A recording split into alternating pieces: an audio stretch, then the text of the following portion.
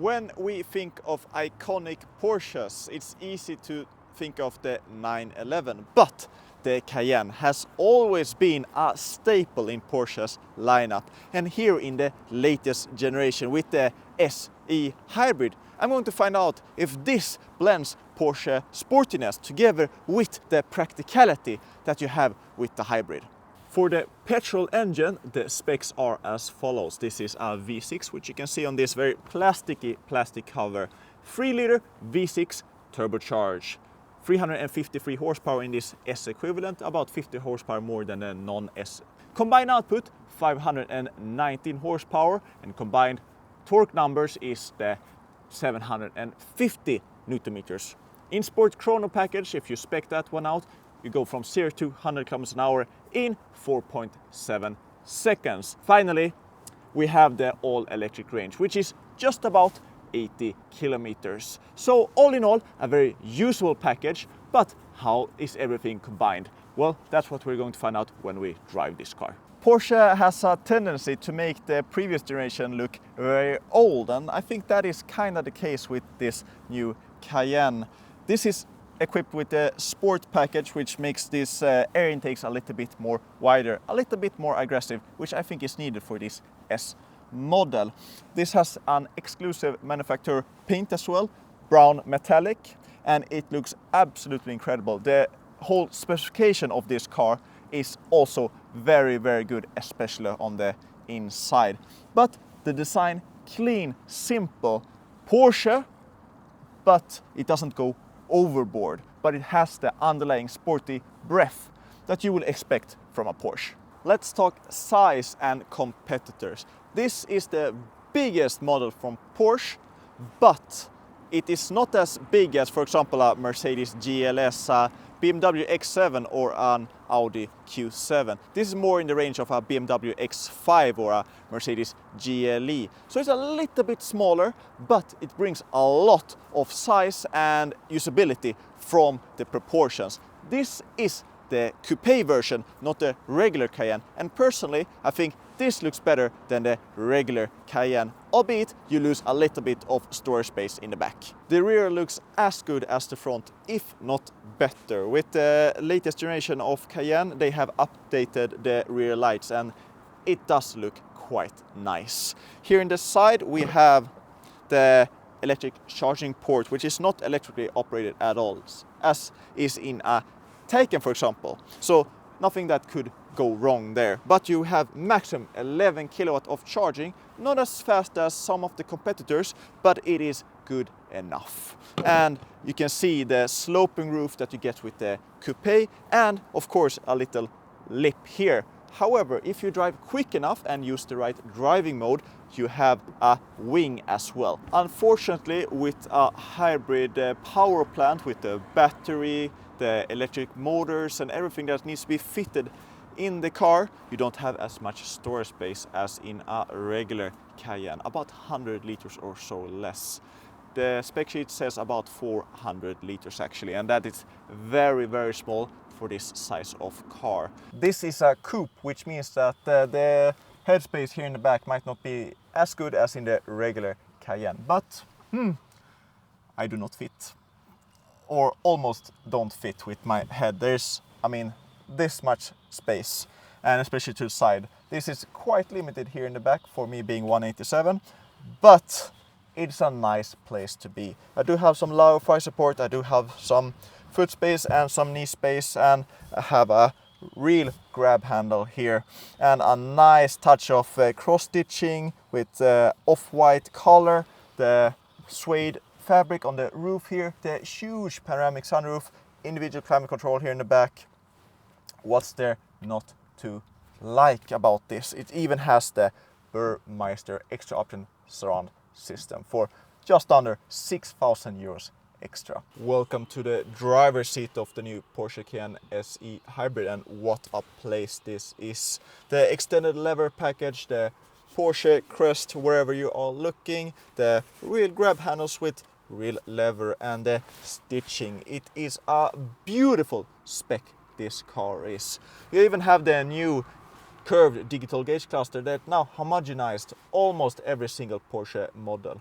You have the latest generation of Porsche infotainment system, very easy to use. However, the navigation is not that predictive because it doesn't read what's happening in front of you, and it will not help you with taking another route. So that's quite bad, and I would recommend using the Apple CarPlay or Android Auto. As I talked before, in the back it has the Burmeister surround system. Absolutely incredible. Probably the best sound system that I've ever heard, basically. I do have some storage space, not that much. Porsche claims that changing the drive mode selector up to the center console gave up more space, and yeah, they have more space, but nothing that big. But other than that, it's a great place to be. Welcome to the tech of the new Porsche Cayenne, and you see that you have basically no buttons other than changing the temperature, and you do have haptic feedback for example activating the cool seats. Very nice to have. You can even have both heated and cool seats during the same time, but great choice to have buttons for changing the temperature. Always a nice touch. You have the steering wheel with the drive mode select button that you twist to go from off-road, e-power, hybrid, sport and sport plus, and you even heard the engine kicking in. Hybrid is where I would be for the majority of my time, or e-power. Right now I have no charge, which means that the petrol engine is working overtime.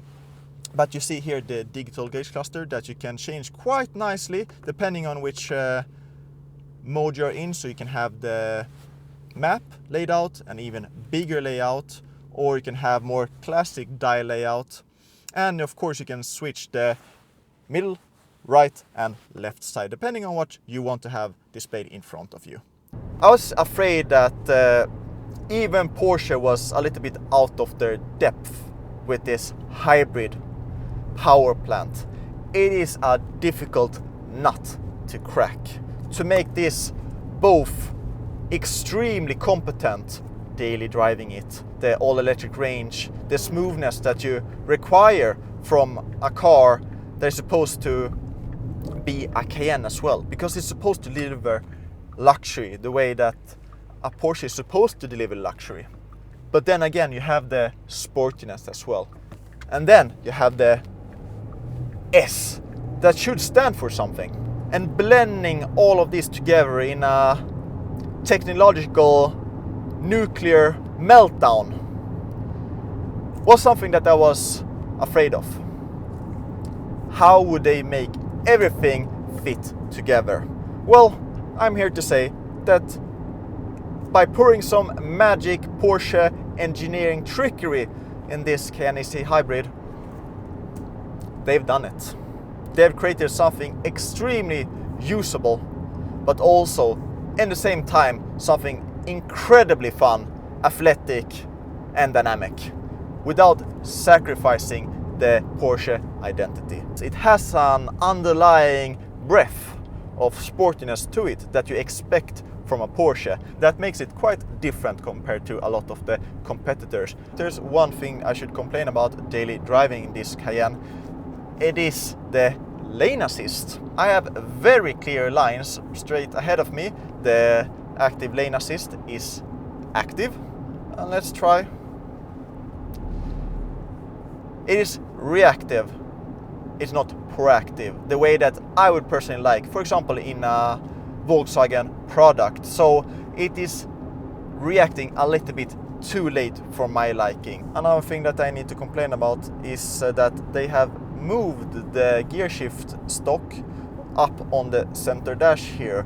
It should free up space. Yes, I talked about it before. There's not that much space to talk about really, but switching from reverse to drive and being in a hurry is nothing that I would recommend in this Cayenne. It is a little bit slow at changing gears, and the combination with the hybrid, the electric engine working, then you get some petrol power kicking in, it's not smooth. With all the electronical driving aids and even the mechanical driving aids or tech that this car is fitted with, yes, there is a lot. The PASP, which controls the electrical anti-roll bars that are trying to keep it flat, the rear wheel steering, the hydraulic dampers.